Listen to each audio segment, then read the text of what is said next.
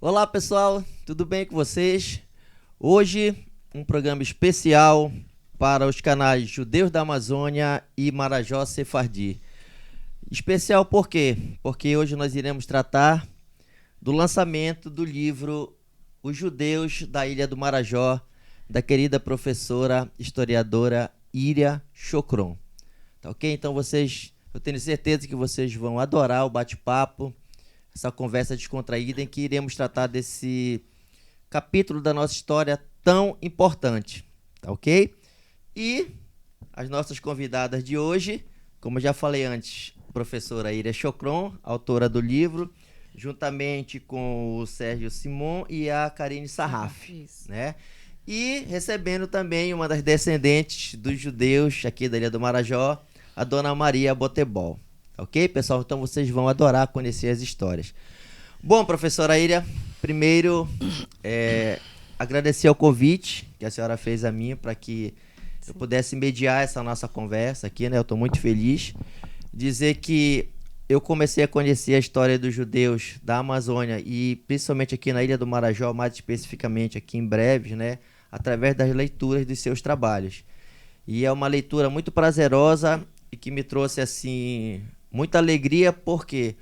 Porque eu conheci uma parte da minha história, da nossa história do Marajó, até então desconhecida, né? Então é preciso que a gente resgate essas memórias, que a gente valorize, né, esses judeus que vieram em situações tão difíceis para cá, que construíram, que ajudaram a construir a história do Marajó e a história do município de Breves.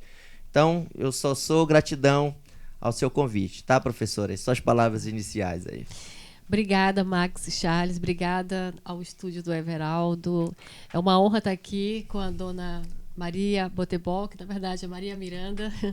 E para mim é tudo muito assim maravilhoso, porque esse livro eu estava querendo há 20 anos, né? Há mais de 20 anos. Então chegou o momento, e esse momento assim está sendo incrível para mim, porque como você falou, poucas pessoas assim sabiam dessas histórias, né? Então ajudar a resgatar a memória, a história, as histórias da beira do rio, como fala aqui o livro, para mim é uma honra, sabe? Então eu me sinto bem feliz como professora, como educadora e principalmente como historiadora. Isso aí. Dona Maria, seja bem-vinda também a esse nosso bate-papo aqui para o nosso canal.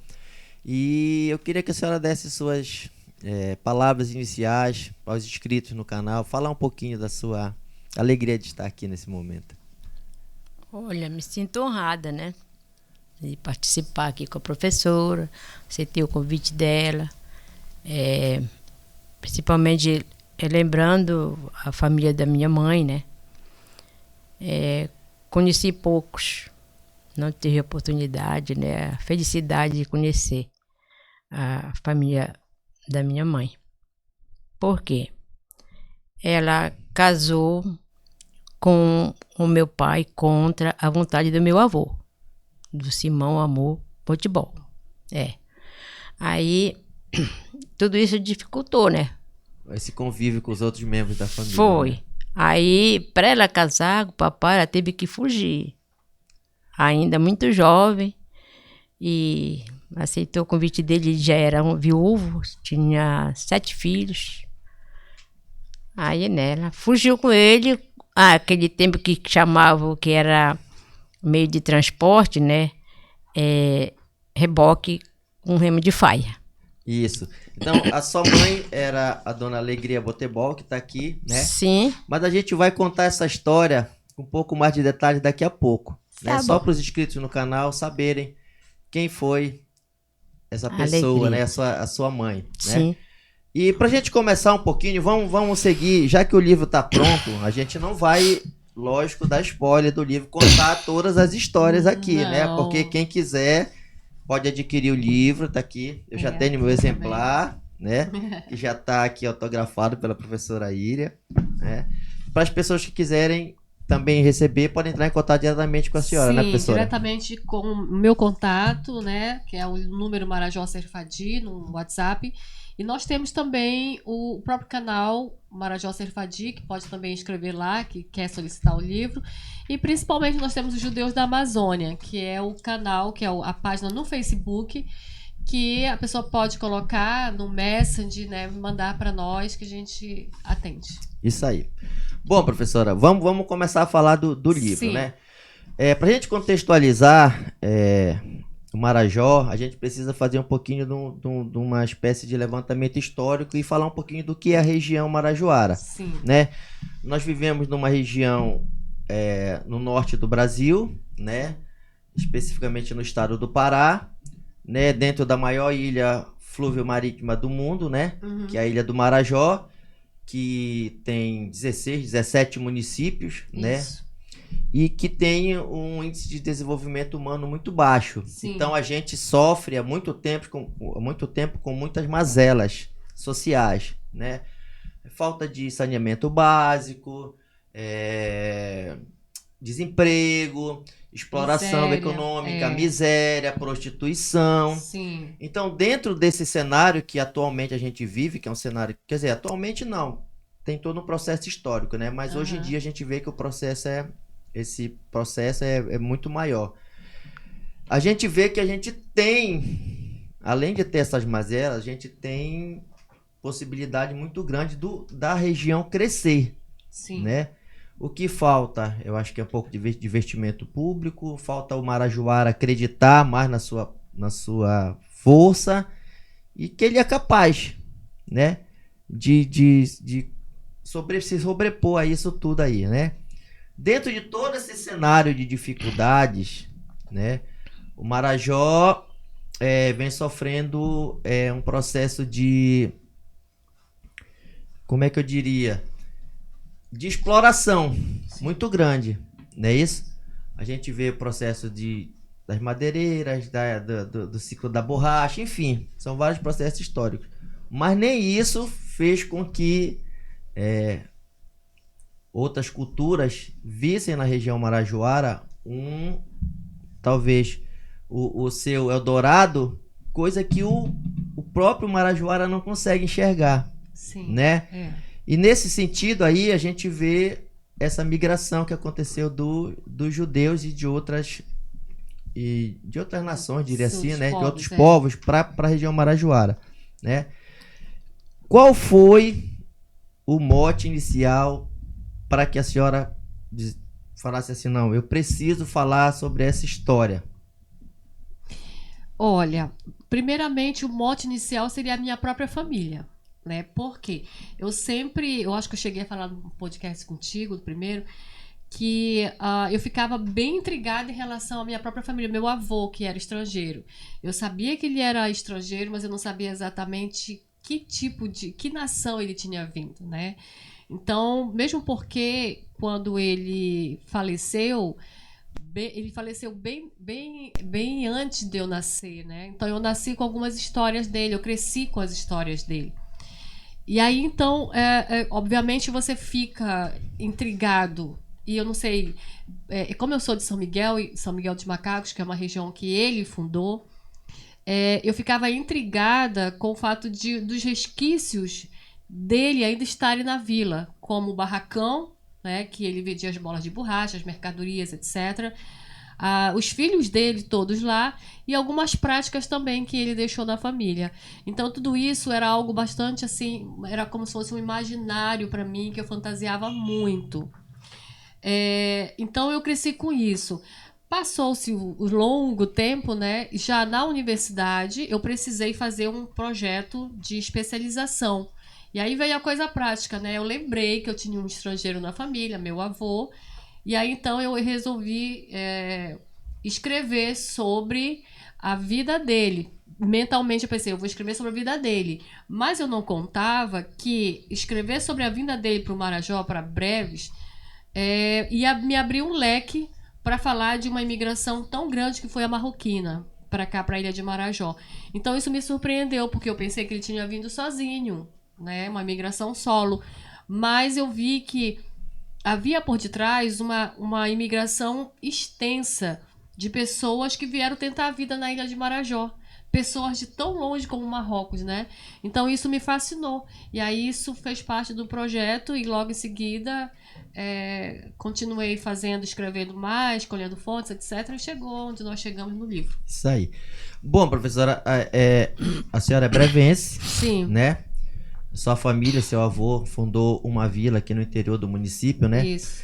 E eu queria que a senhora falasse um pouquinho dessa relação com o município de Breves, né? Porque Breves tem uma importância muito grande dentro da Ilha do Marajó, né? Uhum. Como todos os municípios têm, só que Breves, por fazer parte dessa rota que vem de Belém até Manaus, Isso, né? Sempre foi uma rota comercial muito grande aqui, sempre teve muitas nações, muitos povos que vieram para essa região tentar a sorte, né? Sim. Fale um pouquinho dessa sua relação de Breves, falar um pouquinho sobre Breves, né? Sim. Porque nós temos também pessoas importantes, judeus importantes que saíram daqui, como o Davi José Pérez, né? Fale um pouquinho dessa importância do município nessa imigração. Dessa imigração. Breves foi muito importante, tanto quanto Belém e Manaus, né? Tanto quanto Belém, Manaus e Cametá. Porque quando se fala em Marajó, Seringal, escoamento de borracha, lembra-se logo que todos os navios, os vapores, tinham que passar pelo rio Paroaú.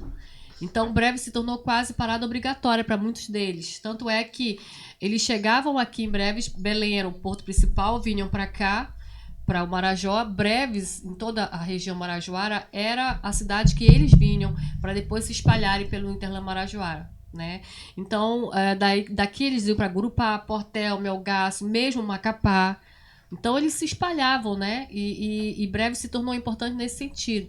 Tanto é que muitos judeus, eles não ficaram na cidade, morando na cidade, né? Os judeus de Breves, eles fundaram vilas e furos, eles iam adentrando, né? Com o chamado regatão, que é as embarcações que eles construíram para fazer o comércio vou falar a palavra quinquilharia, mas eram as especiarias que eles vendiam em troca da bola de borracha, né? Eles vendiam perfume, eles vendiam castanha, eles vendiam tantas coisas assim que estava na cidade, né? Desculpa, as castanhas eles trocavam com perfumes, tecidos, etc.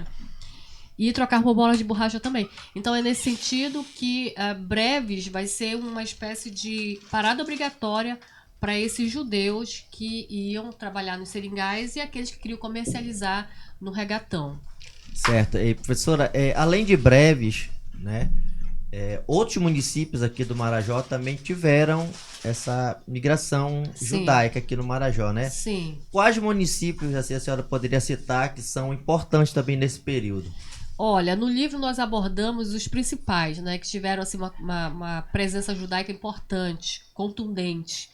Breves, Portel, Afuá, nós temos um pouco Soure, Moaná e temos Gurupá, né? Então essas cidades sem dúvida foram locais em que nós temos um pouco em Anajás também, né? Uma família ali, outra aqui, mas Breves, Gurupá, Afuá, Moaná são os principais na qual eles realmente fizeram histórias e deixaram essas histórias para nós, seja em cartório, seja em cemitérios, né? Então esses municípios aí são os mais que tem mais histórias judaicas. Certo. Então todas retratadas aqui no livro. Todas retratadas no livro. Bom, vamos falar especificamente aqui da nossa região, da região de Breves, né? Dos furos de Breves. Quais foram essas famílias, né, que tiveram assim uma ascendência maior no município de Breves? De Breves. Eu vou citar uma só que era muito importante, que depois, assim, hoje eles não deixaram nada. Os descendentes estão em Belém, estão no Rio de Janeiro, São Paulo, etc. Foi os Gabai. O Jacó Gabai era um homem assim mais rico de Breves no início do século XX. Por quê? Ele tinha canavial, ele tinha seringal, ele tinha uma vila enorme, né, no Jacarezinho. E eram vilas assim, estilo colonial mesmo, muito bonitas, que tinham centenas de empregados lá. Então era um homem mais rico assim da vila, na cidade de Breves, né? E ele tinha casa também em Breves, numa rua chamada República, que eu até hoje não sei exatamente qual é a rua equivalente atualmente. A República atualmente é a Avenida Rio Branco. Conseguiu? A professora. Quem me deu essa informação foi a professora Johnny Leão. Johnny Leão, Isso. ótimo. Avenida Era Rio Avenida Rio Branco. Isso, Então ele Avenida Rio tinha Branco. o que é hoje a Avenida Rio Branco, nessa rua chamada República, um casarão enorme. Não era só ele. Existia outros assim que estavam, né, ao redor dele. Alguns judeus moravam perto dele, né? Mas ele era um homem riquíssimo. Tanto é que o nome dele ainda está no cartório daqui, né? Quando você vê, vai atrás de terra, Jacó Gabai, né? Sempre vai aparecer. Ou então ele que fazia às vezes de rabino aqui, circuncisão, essas coisas para os judeus que não podiam ir a Belém. Então ele era um homem presente. Então eu vou dizer que a família Gabai era importante aqui na cidade. Mas a gente teve também os Barcessá. Em segundo lugar, eu colocaria os Barcessá, porque eles tiveram uma influência muito grande no Doce Laranjal, né, aqui também descendo do Jacarezinho. E eles tinham seringais também. O Moisés Barcessá exportava muito daqui, trabalhava muito comércio aqui em Breves. Tinha o Xerique também, Moisés Xerique, enfim. Então, se eu for elencar aqui, né, muitos deles tinham comércio. Mas, sem dúvida, o Jacó Gabai era o que teve mais conquistas, digamos assim. Essas famílias, elas ficaram, muitas foram embora, né? E esse período que eles ficaram corresponde até que época, mais ou menos, professora? Olha, a gente tem notícia dos Barcessá e dos Gabai por aqui até mais ou menos 1960, né, nos anos 60 do século XX. Então, eu creio que por esse período, muitos deles ainda estavam aqui, mas muitos também já tinham ido embora. Assim que caiu o declínio, quando teve o declínio da borracha, aí a maioria foi embora imediatamente, só que outros não queriam abandonar a nossa região, né? Não queriam abandonar Breves, e aí eles ficaram ainda, né, protelando, olhando para outras atividades econômicas, né, na qual eles pudessem desenvolver, como a cachaça, a cana-de-açúcar, no caso, né? Então eles foram por esse lado, no caso do Jacó Gabai, dos Barcessá também. Então eles protelaram a saída deles por aqui. Só quando eles viram que realmente a situação já não tinha mais o que extrair, né, comercialmente já estava declinando, mesmo porque também a educação era muito precária no nosso município, eles preferiram ir embora para educar os filhos também, né? E a questão de saúde, né, que era também precário, eles estavam envelhecendo e precisavam se cuidar em Belém. Eles foram todos para Belém. Todos para Belém. Eu queria abrir um parêntese que eu cito aqui no livro. Dona Sol Israel era a mulher que recebia os judeus daqui de Breves no pensionato dela. Era um pensionato chamado Dona Sol Israel. Dona Sol era uma mulher assim muito... Ela negociava, né, com os judeus aqui da região para deixar os filhos lá no pensionato dela para estudar e tudo mais. Eles pagavam um aluguelzinho no pensionato e davam também frutas locais. Mandavam cupuaçu, bacuri para ela e tudo, né? E ela ficava com essas crianças. Aqui na cidade?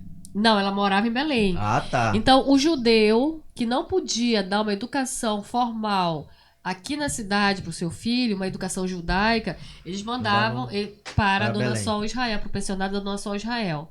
Hoje lá em Belém, infelizmente, não existe mais o pensionato, só o lugar dele, na César de Correia, se eu não me engano. Mas o fato é que ela ajudou muito e ela tinha uma ligação especial com os judeus brevenses aqui. Bom, professora, que outras famílias a senhora pode citar que tiveram uma relevância aqui no município de Breves, na região?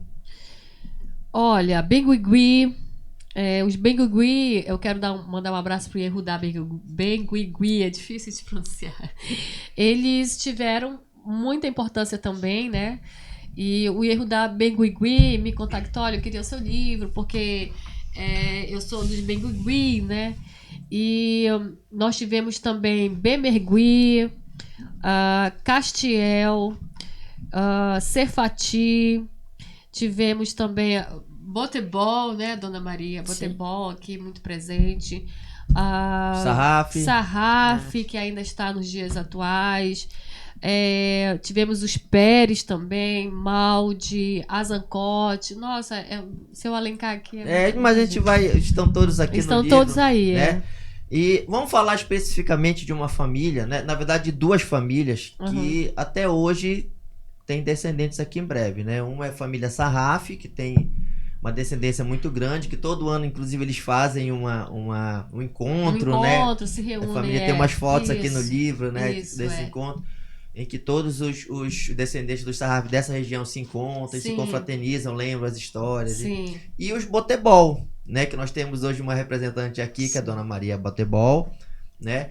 Eu queria que você falasse um pouquinho dos Sarraf, e depois a gente vai conversar com a Dona Maria, falar um pouquinho do Botebol. Só abrir um parênteses aqui, que a gente pediu, é um bate-papo descontraído aqui, a gente pediu um lanchezinho lá do Ponto do Café, e acabou de chegar, o Everaldo tá falando, então a gente vai conversando aqui, a professora Iria vai falando, a gente vai tomando esse cafezinho, depois a gente fala, a Dona Maria fala, e a gente vai fazendo esse bate-papo. Vamos lá, Everaldo, fale um pouquinho dos Sarraf aí. Os Sarraf, eles tiveram, a notícia que se tem do primeiro Sarraf no Brasil foi em Belém, em 1835, Davi Sarraf, né?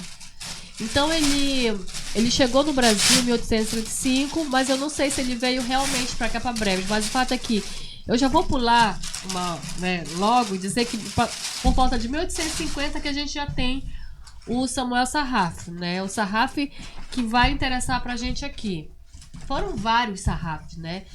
E então ele vem para cá, para a região de Breves, e vai dar início a essa grande família. Só que eu vou falar para dona Maria, os Sarraf, Leia e Jacó Sarraf, né? São o casal que vai dar origem a tudo.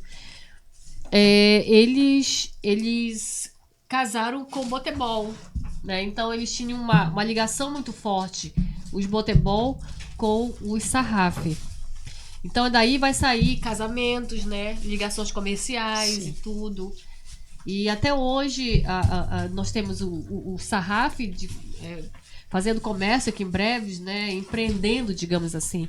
Eu sempre falo isso, eu falo isso no livro, que Breves ela desenvolveu graças exatamente a essa, como você falou no início, a essa dinâmica do judeu de vir para cá e trazer esse desenvolvimento econômico, de olhar mais além do que o Marajoara olhava. Nós somos um povo capaz, só que nós nos acomodamos muito.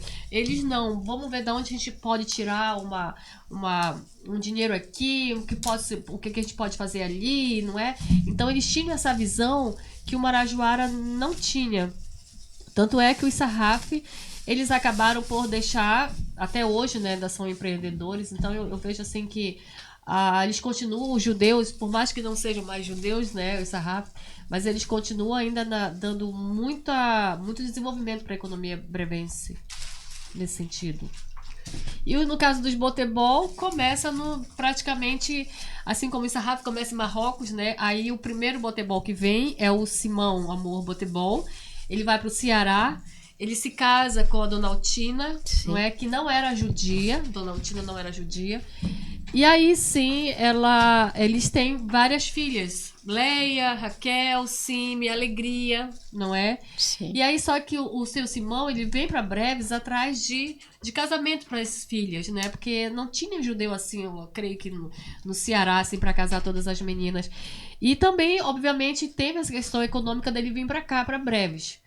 Aí ele vai para o rio Tajapuru, né? Uhum. Tajapuru.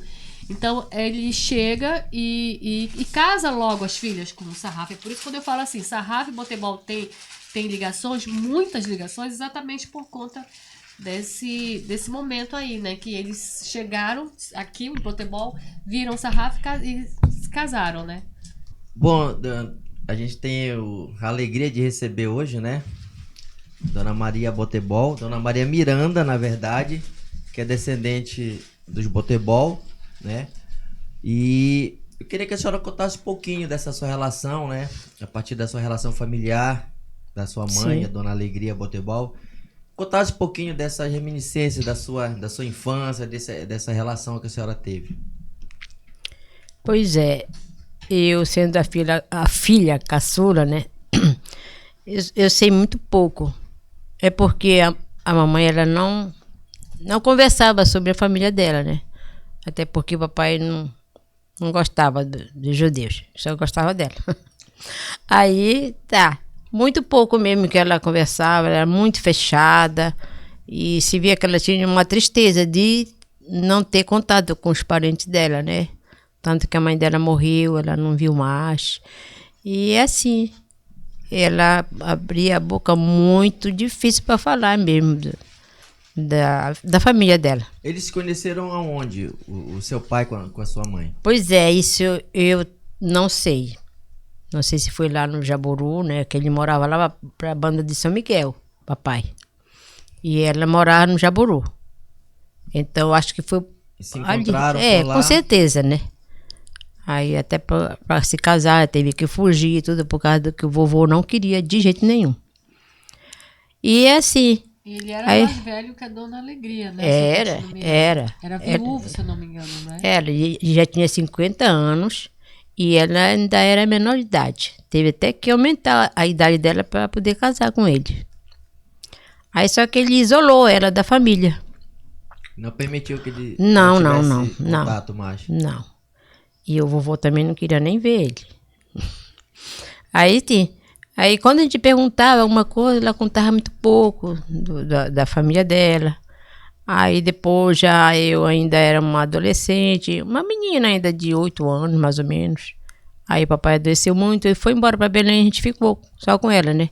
Aí ainda teve a oportunidade de ir lá na casa da tia Simi, que era irmã dela. Isso no interior também? Lá no Jaburu.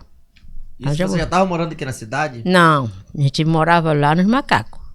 E eles moravam no Jaburu? Era. Aí a gente foi pra lá, conhecer eles, né? Aí a gente fomos lá na casa da tia Cime, tava ela. E a tia Cime era casada com o Júlio Sarraf. E as filhas dela tudo estavam solteiras lá. E foi só esses pedaços da família que a gente teve a oportunidade de conhecer. E aí a sua mãe não teve mais contato com o seu avô? Não. Ela, quando a vovó morreu, mandaram um vestido dela para a mamãe. Eu ainda cheguei a ver. Ela tinha cuidado com aquele vestido que ela guardava muito. E ela tinha lá, não tinha assim, aquela coisa de abrir, contar as coisas, né? E a gente também não se interessava porque aquela coisa, o papai não gostava que falasse, né? E aí a gente... E sabe, a gente cresceu assim com aquele medo de falar que tinha família judeu. Tinha aquele medo também de falar, né? Ele também proibia, eu não sei porquê. E é assim, e a minha mãe vivia triste por isso. E aí agora eu corro atrás de querer conhecer. Saber essa história. Estou correndo atrás de conhecer as minhas parentes mais chegadas, a mamãe, né? Tanto que eu já entrei em contato com as minhas primas em Belém, mandaram as fotos para mim. E é isso. Essa é a única foto que a senhora tem ainda da sua mãe? Isso aqui é a Dona Alegria Botebol. Sim, né? sim. É a única foto que a senhora tem. É a única que foto. Inclusive está no livro. Tem muitas fotos, né, professora? Dona Alegria. Então, o seu objetivo atualmente é buscar essas histórias que foram perdidas da sua descendência, né? Sim, com certeza. Conversando com a professora aí, ela disse assim, a Dona Maria é uma grande apoiadora do meu trabalho, minha companheira, e eu creio que a senhora fica muito feliz do trabalho dela estar pronto e resgatar um pouco dessas memórias, né? Muito. Fiquei muito feliz, conheci muita coisa sobre a família da minha mãe, né, sendo a minha também, através do livro dela. Foi. E professora Ira, esse medo que os judeus tinham, esse receio, na verdade, né? Medo, né? Podemos dizer assim, medo. Era por conta das perseguições que eles vinham sofrendo, desde Marrocos até a chegada aqui. Fale um pouquinho desse, porque isso é um capítulo muito triste, né? Esse medo que a Dona Maria está falando, da Dona Alegria, de falar muito da família, o meu avô também tinha, muito. Então ele era muito reservado também, dizia para não falar que ele tinha vindo do Marrocos, que era judeu, porque ele tinha muito medo das perseguições. Essa perseguição em cima dos judeus, ela é milenar, né? Então no Marrocos não era diferente. Eles eram perseguidos, mas a vinda deles para cá, para a Amazônia e para a região do Marajó, ela sem dúvida foi baseado na questão de perseguição, né? Perseguição, antissemitismo. Havia, obviamente, claro, que eles queriam uma vida melhor, que eles queriam emprego, eles queriam mudar de vida, uma qualidade de vida, né, melhor do que tinha no Marrocos. Isso, sem dúvida, foi importante. Mas o medo e a perseguição sempre fazia parte assim do dia a dia deles, mesmo estando num país como o Brasil, que é mais tolerante. A Amazônia foi bem tolerante, né? Relativamente tolerante. Mas, ainda assim, o medo estava na cabeça deles de que a qualquer momento, se eles dissessem que eram judeus, abrissem de fato assim a vida deles, eles tinham medo de serem perseguidos, mesmo numa região mais pacífica. Essa perseguição vinha por conta de quem? Por conta de outras religiões? Por conta da má informação? Você tem algum... Da perseguição das pessoas sobre os judeus? Isso. Assim, você está falando no que diz respeito à Amazônia? Ou você... Não, a Amazônia, especificamente a região aqui, porque também acontecia isso aqui. Tanto é que os judeus aqui da região, eles não gostavam de falar que eram judeus. Não, né? Não. Olha, vem essa questão milenar da Igreja Católica dizer que judeu matou Jesus Cristo. Então, eles sabiam desse dogma católico de que, né, eles tinham esse estigma que veio desde a Idade Média de que eles eram os homens maus, de que as mulheres judias eram más, de que eles poderiam fazer mal aos cristãos, né? E tudo isso foi questão mesmo religiosa da Igreja já plantar isso na cabeça das pessoas na Idade Média, na época da Inquisição. Então, isso prevaleceu na mente das pessoas, que vai passando de geração em geração. E não foi diferente aqui na Amazônia. Quando eles chegavam, eles eram bem recebidos por nós, por marajoaras, por amazônidas no geral. Mas havia aquela reticência em relação ao judeu por ser um povo estranho. Por quê? Porque não falava assim como é que era a sua religião, não era muito claro em relação para os nativos, entendeu? Olha, eu acredito nisso, em Deus, profeta principal é Moisés, eles não sabiam nada disso. Então, para eles, o estranho, já que não acreditava em Jesus e não era católico, já que a maioria aqui no Marajó é católica, nossa religião, a maioria é católica, né? Então, para eles, o estranho era ateu. Aí, daí vinha a perseguição. Se você não é cristão, se você não é católico, não é evangélico, então você é ateu. Porque eles não entendiam, e muita gente não entende até hoje aqui na nossa região, o que é um judeu e o que é a religião judaica. Daí que vem essas perseguições e essas superstições em relação ao judeu, né? De que é um homem mau e tal, essas coisas. Exatamente. Inclusive, tem relatos, né? Inclusive seus, de perseguições, por exemplo, em Gurupá, né? Tem o caso da... Sim, de crianças que foram perseguidas, a família Serfati, que eles tiveram um mal nas mãos e o povo pensou que é lepra, porque só o judeu que pega a lepra, então eles são leprosos, são judeus e são leprosos. E havia na Semana Santa a perseguição das crianças nas escolas públicas lá de Gurupá, que eram perseguidas e apedrejadas, né? Faziam às vezes do Judas. Então isso era tudo muito assim, eram pontuais. Eu não vou dizer que essas perseguições eram cotidianas, não eram. Eram pontuais. Mas havia uma perseguição cotidiana que era econômica. Isso tinha muito aqui na região. É aquilo que você falou no início. O judeu veio, prosperou. E por que o comércio local não está prosperando? Por que o comerciante local não está prosperando? Então havia um ponto de interrogação em relação a isso. Aí veio aquela superstição, aquela história, aquela falácia de que todo judeu é rico, todo judeu é capitalista, selvagem, essas coisas. E aí eles começavam, os comerciantes locais começaram a perseguir, especialmente em Cametá. Em Cametá, Gurupá, tiveram perseguições, até mesmo políticas, né, em relação ao judeu, mas por conta dessas situações que eu falei aí, né? Professora, vamos falar um pouquinho da importância, né, que os judeus tiveram para a região. A gente vê que, como nos seus próprios relatos aí, de que o povo, eles não tinham essa visão, né, econômica de fazer a região prosperar, e os judeus já tinham, e vieram e trouxeram essa visão, né? Qual é a importância econômica da vinda dos judeus para a nossa região? Foi grande. Por quê? Eu vou dizer logo de início, já no século XIX, né? Quando eles vieram,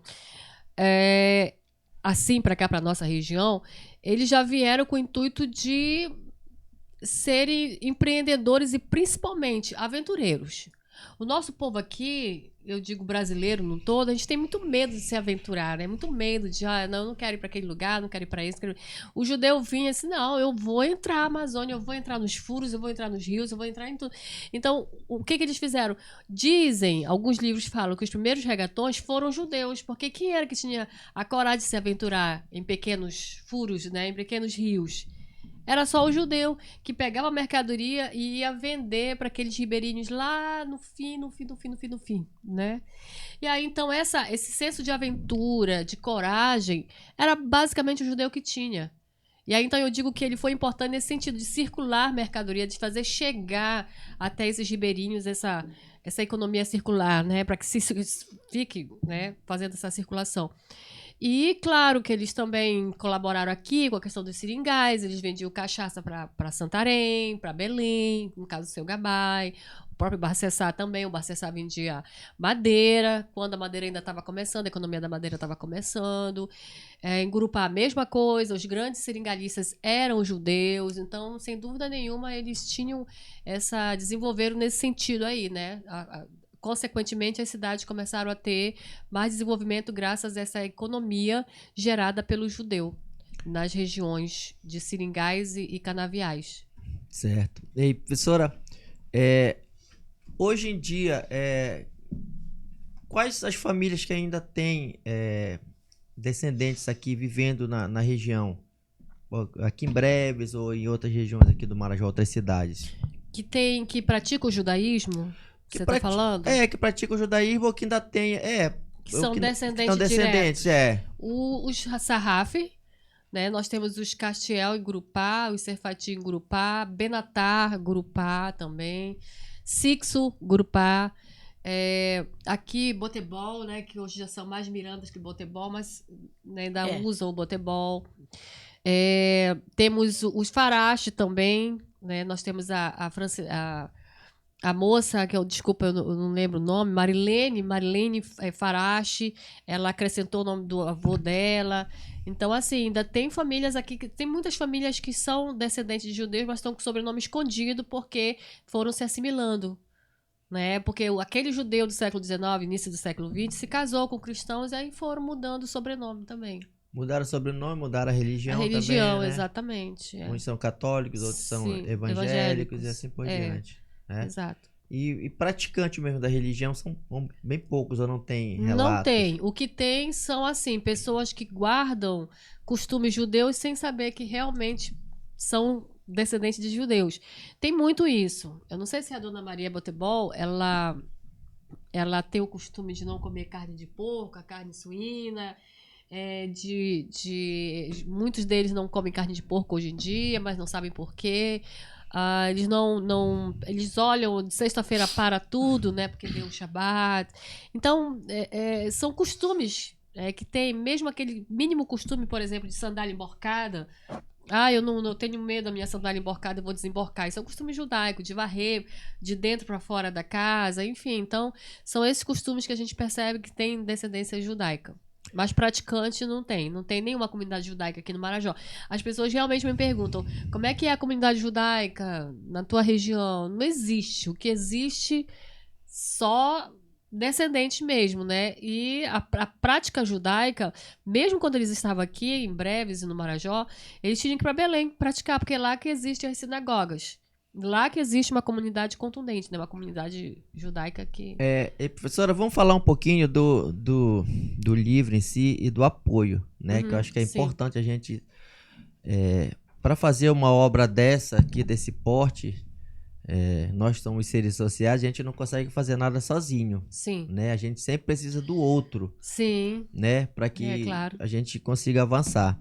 Eu queria que a senhora falasse um pouquinho das pessoas... dos outros autores do livro e das pessoas que ajudam esse projeto. Sim, os autores, quero começar falando, a Karine Sarraf é descendente dos Sarraf, né, daqui de Breves, e ela já tinha essas histórias já guardadas, então eu convidei, vamos fazer o livro, vamos. E aí então ela foi a parte do capítulo Botebol Sarraf, é da Karine, né? Porque ela tem um domínio e a pesquisa das duas famílias. A Karine é veterinária, mas escreve muito bem, ótima pesquisadora. E mora em Belém. O Dr. Sérgio Simão é médico lá do Hospital Albert Einstein e tinha já escrito sobre a família dele, aqui do Marajó. Ele é paulista, mas ele tem família família judia em Moaná e Gurupá. Então, ele me ajudou, né, com um capítulo à parte para falar da família Pinto Levi de Moaná e Gurupá. E aí... Tá, além do apoio aqui na escrita do livro, tem o apoio econômico, que também é importante, né? Porque é um investimento que demanda tempo e demanda recurso financeiro também, né? Sim. Falar um pouquinho dessas pessoas que apoiaram nesse sentido. Olha, pessoas que estavam apoiando o projeto desde o início, com pesquisa, eu vou destacar a Anne Benchimol. É uma amiga pessoal e que se tornou uma grande querida, na verdade, porque ela me apoia lá de Manaus, né? Para cá, ela viu o projeto, gostou muito. Então, economicamente, ela apoiou muito tempo o projeto Marajó Serfadi. E agora ela dá um apoio moral incrível, maravilhoso. Inclusive, o prefácio está aqui, né? O prefácio é dela. E foi um prefácio lindo, inclusive. E nós temos, ela é vice-presidente do Comitê Israelita do Amazonas. Nós temos o apoio do doutor Jaime Bentes, que é o presidente do Centro Israelita do Pará. Um homem incrível que está apoiando muito, sempre apoiou, né? O Centro Israelita, eu quero agradecer muito, é maravilhoso. E aqui em Breves, a gente tem o apoio da Josiele Mello, que é a secretária de Cultura. Ela, o Charles, né, o lado diretor de cultura, eles são pessoas incríveis que deram um apoio maravilhoso assim, pro livro sair, mesmo nas questões logísticas, né, de divulgação do livro e tudo. Então, ela é incrível, a secretária de Cultura. E no mais, Dr. Sérgio Simão economicamente ajudou, né, na gráfica, na propagação do livro, na impressão do livro. Enfim, a capa, que é uma foto uma foto do Rubenil Miranda, que cedeu, né? Cedeu gentilmente. E nós temos, eu tenho uma secretária, que é a Soraya Gasson, foi ela que fez aqui a imagem da Estrela de Davi em cima da casa, né? Então a gente só deu uma incrementada, mas a foto mesmo original é essa mesmo. A gente só colocou a Estrela de Davi, feita pelo Rubenil Miranda. E é isso. Professora, vamos falar um pouquinho aqui de algumas curiosidades, Sim. Né? Porque imagine só, o judeu vem lá do Marrocos, para uma região amazônica totalmente distante. Sim. E totalmente diferente da sua realidade, da sua cultura, da sua culinária, enfim, de tudo. Né? Ele adentra os rios aqui da região do Marajó, se estabelece numa determinada região e começa a progredir, né, economicamente. Mas ele não pode, ele não nega, ele não deixa para trás aqueles costumes, né, de alimentação, de crenças, enfim, né? Como era para esse judeu poder praticar sua crença e poder ter a sua culinária, o seu dia a dia baseado naquilo que ele já tinha vivido? Era muito complicado? Era. Ser judeu na beira do rio, como você está falando das histórias da beira do rio, era muito complicado, né?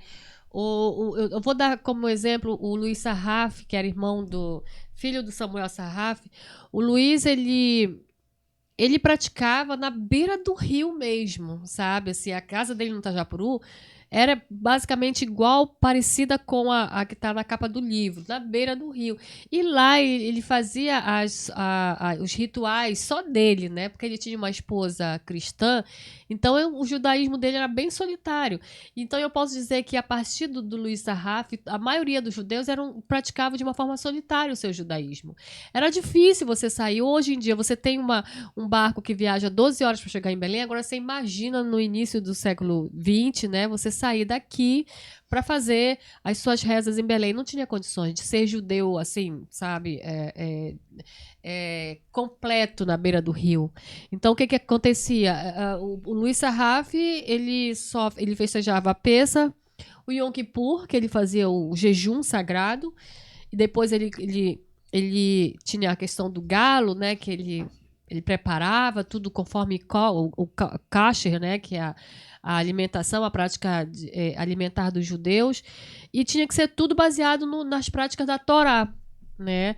E ele tentava fazer isso. Meu avô também tentava fazer isso, mas sempre, como eu vou falar aqui, sempre de uma forma muito solitária.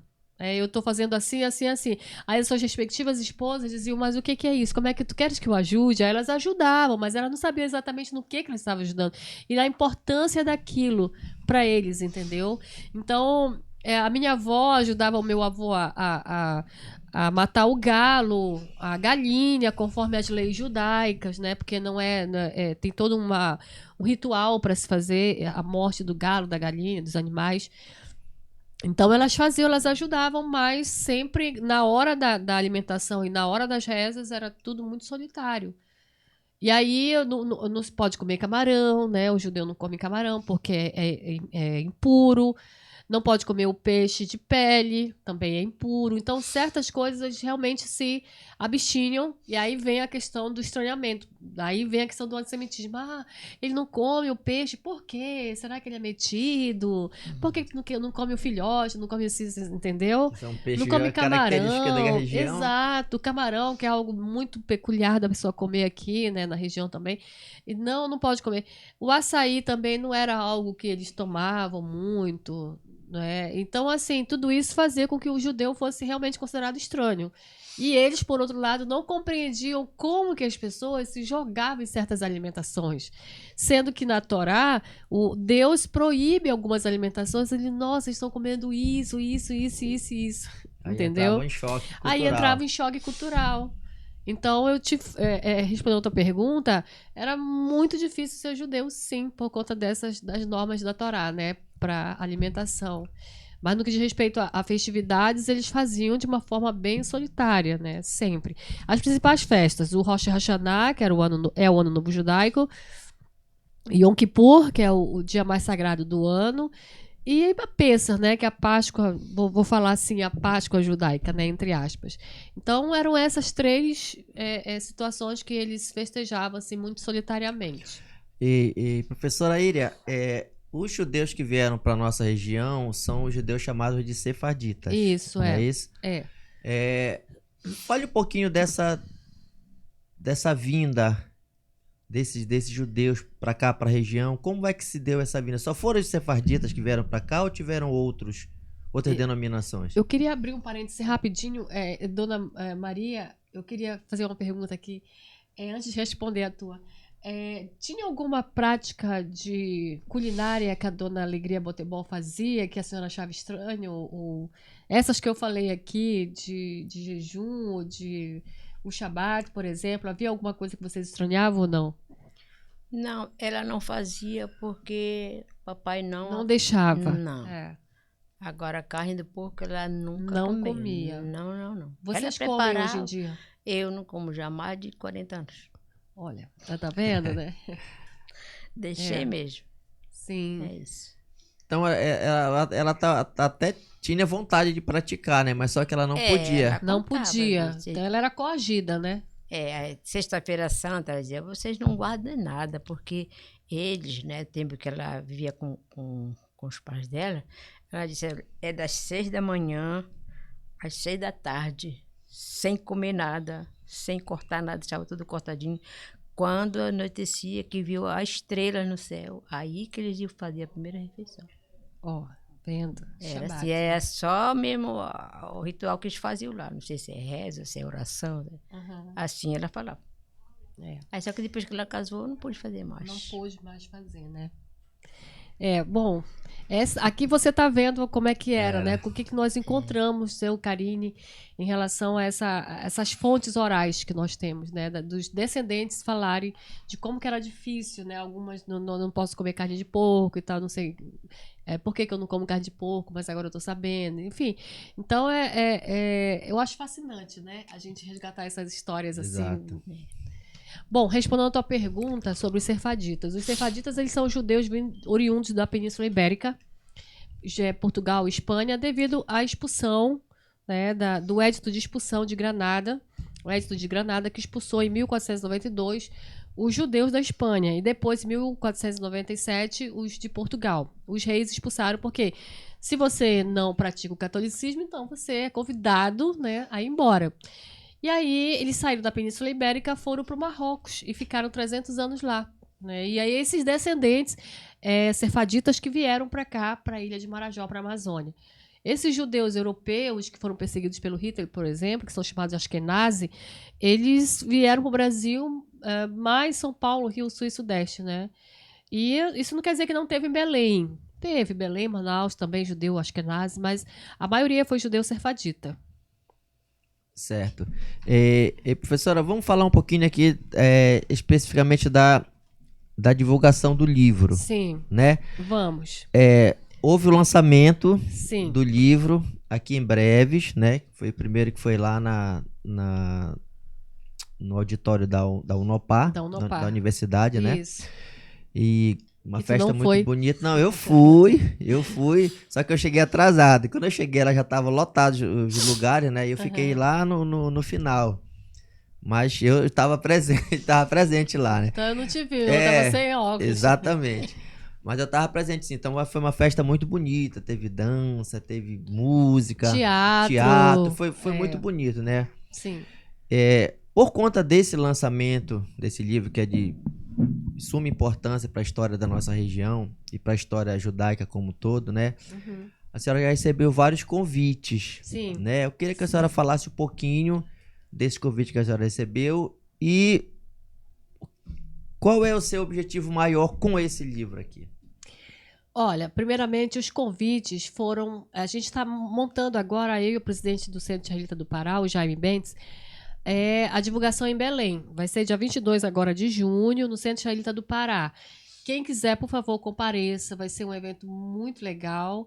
E também a gente vai apresentar o livro na Universidade Federal do Pará, na UFPA, no Centro de Internacionalização do Campus. A pedido, a convite do reitor, do magnífico reitor, que é o Emanuel Zaguri. Então, ele foi gentilmente, assim, ele nos mandou o convite para nós divulgarmos lá na Universidade Federal, né, com uma palestra. Eu fiquei muito feliz com esse convite, eu acho que foi um dos convites mais interessantes. E, claro, o Centro Israelita do Pará. Né? Você perguntou qual é o objetivo meu maior com esse livro, né? De levar as nossas histórias, mas... Pessoalmente, era estar com ele no Centro Israelita do Pará. Por quê? O Centro Israelita ele existe há centenas de anos, né? Logo quando os primeiros judeus chegaram em Belém. E para mim, quando eu comecei a pesquisa, em 2002, eu lembro muito bem, cheguei lá e fui recebida pelo rabino, na época, o El Meshkani, ele me fez esperar um pouquinho, que ele estava ocupado. E, para mim, entrar no Centro Israelita... que é onde está a história, estão os arquivos das histórias dos judeus, né, que vieram do Marrocos, e onde está a vida cotidiana de judeus descendentes desses marroquinos lá em Belém. Então eu sentei lá e aquilo assim foi mágico. Eu olhei para cima, tinha no teto tem a menorá, que é o candelabro judaico, né? Então aquilo foi mágico para mim, e mais do que nunca assim eu pensei, quando eu voltar nesse lugar, eu quero voltar assim com algo mais especial para eles. Então eu vou voltar depois de 22 anos, eu vou voltar nesse lugar agora, né? E para mim é um presente assim lançar ele no Centro Israelita do Pará.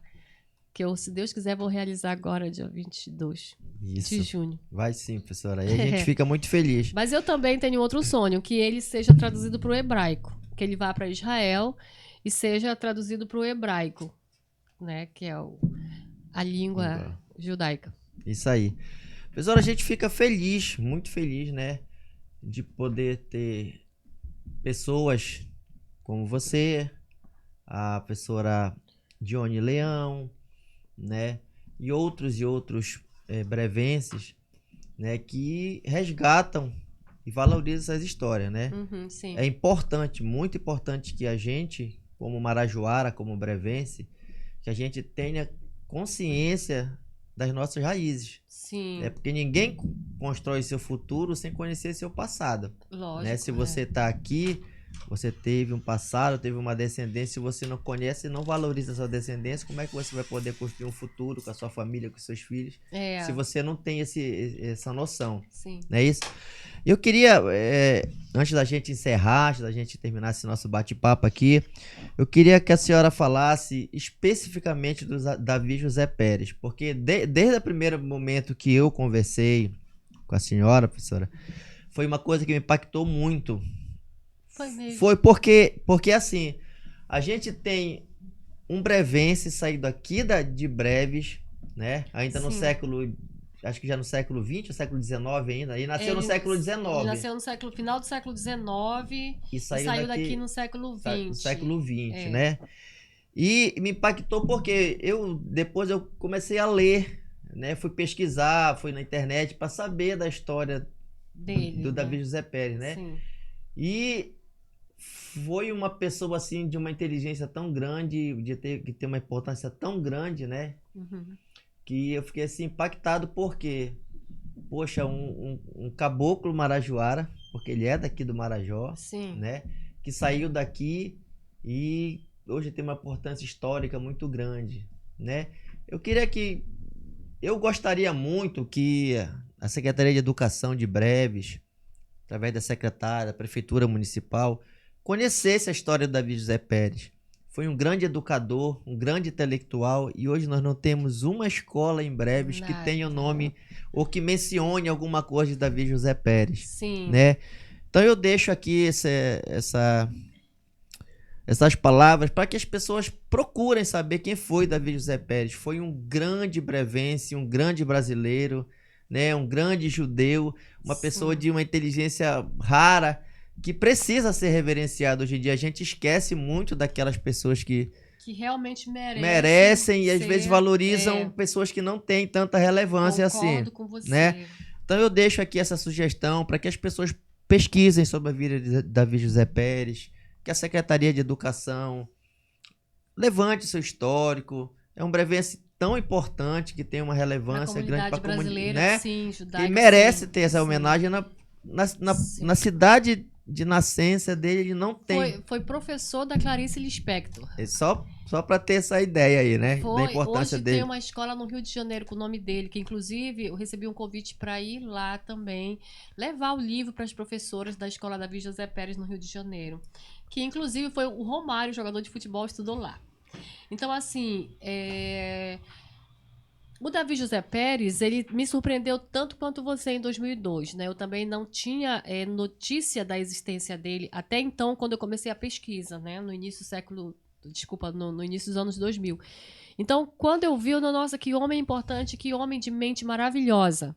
Então, o trabalho dele no Rio de Janeiro, a fundação do primeiro sindicato aqui no Brasil, né, sindicato dos professores, no caso, era um pedagogo atuante, era um homem assim muito relevante para a comunidade judaica brasileira, que até hoje reverencia muito ele. E você não ter realmente, como você falou, não ter nenhuma menção nele aqui na cidade, nem lembranças, nada, né? Então, assim, eu fico bem frustrada. Mas aí eu quis homenagear exatamente escrevendo um capítulo aqui no meu livro sobre ele, né? Davi José Pérez, que era um brevense, nasceu aqui e foi embora com 15 anos de idade para tentar a vida no Marrocos. E aí não deu certo lá, voltou para o Brasil e ficou no Rio de Janeiro para tentar estudar. Aí foi que ele cresceu na vida, né, e tudo, e fixou-se lá. Mas ele tinha um carinho muito especial pelo Marajó, toda vez que ele ia fazer um discurso, eu sou de Breves, na ilha de Marajó, ele sempre falava isso, ele nunca esqueceu.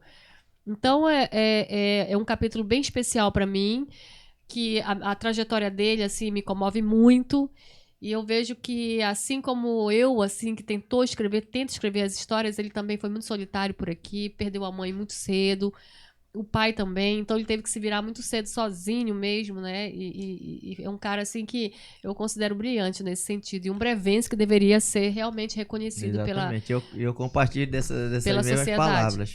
Exato. Bom, professora, o livro está pronto, né? Já foi lançado. Já foi lançado aqui em Breves, vai ser lançado agora em Belém dia 22 de junho. Né? Então, quem tiver em Belém, eu acho que a comunidade judaica de Belém, lógico, vai estar presente. Sim, se né? Deus quiser. E a gente convida a todos que queiram participar, que queiram saber um pouco das suas raízes, né, marajoaras, porque às vezes a maioria das pessoas pode não ter, mas muitos têm essa raiz, Sim, né, judaica, sim, e às sim. vezes nem conhece essa história, Essas né? histórias, Então, vamos comprar o livro, vamos ler pra gente saber um pouquinho dessas histórias que são muito importantes, tá? Então, Histórias da Beira do Rio, Os Judeus da Ilha do Marajó, da professora Ira Chocron, com o Dr. Sérgio Simon e a Karine Sarraf, Isso. ok? Então, agradecer mais uma vez ao convite, viu, professora? E por estar aqui hoje no seu canal, né? Tanto no Judeus da Amazônia como no Marajó Sefardi. Obrigado. Né? Obrigada também, Max. Quem quiser conhecer um pouquinho mais da história da Ilha do Marajó também pode se inscrever ou dar uma olhada lá no nosso canal no YouTube, que é o Breves Histórias, também que a gente conta histórias daqui da região do Marajó pelo olhar dos nossos entrevistados, tá bom? Agradecer a dona Maria Miranda, né? Filha orgulhosa da dona Alegria Botibol, né? Que até hoje busca essas histórias, né? Conhecer as histórias que infelizmente ela não teve como conhecer através da sua mãe, né? Mas que através dessa pesquisa vai conhecer muito mais, não é isso, dona Maria? Com certeza. Então agradecer, Eu né? aceitei o convite dela porque ela está me ajudando A conhecer um pouco da sua história. É, verdade. É isso aí. E a dona Maria, colaboradora do projeto, do livro, dos vídeos que a gente faz, tudo. Ela está sempre presente. Obrigada, dona Maria. Obrigada. Tá certo, então. Obrigado, professora Íria. Obrigada Obrigado, também. dona Maria. Muito obrigado a todos. E inscreva-se no canal Judeus da Amazônia, lá no Facebook, e Marajó Sefardi, aqui pelo YouTube, tá ok? Um abraço e até a próxima. Até. Tchau. Tchau.